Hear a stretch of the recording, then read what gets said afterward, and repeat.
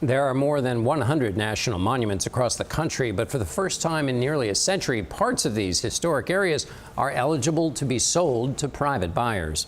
In tonight's In Depth, CBS's Kati Weis reports on the history that could be lost.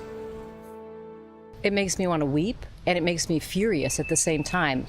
Judy Cummings is touring America's national monuments with her daughter and granddaughter.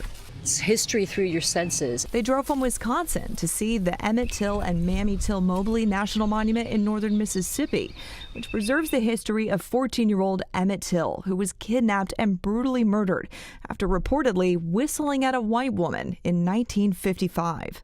To think that this young boy was found in Mexican weeds or that button around his neck, and it's just such a waste. Historian Alan Spears with the National Parks Conservation Association was one of many who fought for federal protections here. His badly decomposed body was taken from the water, and officials in this area wanted to have him buried immediately to sort of get rid of the evidence.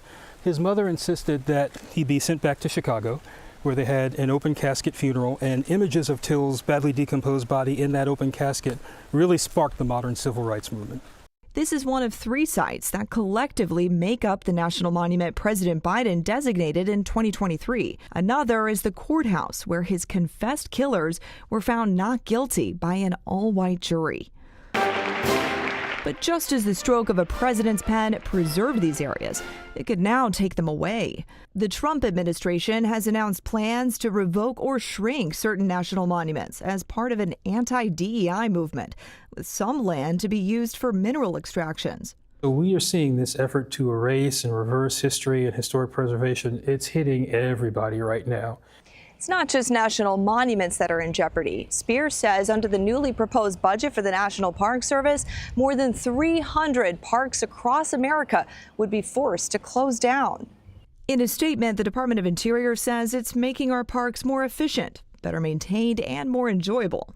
You can't just do away with more than 2/3 of the national park system because it makes sense from a government efficiency standpoint.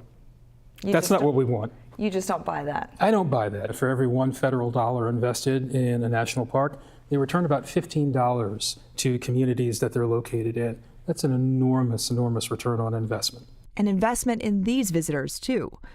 I don't really have words. I just kind of get goosebumps, and it's just really powerful. Brought to tears by what took place here. Kati Weis, CBS News, Tallahatchie County, Mississippi.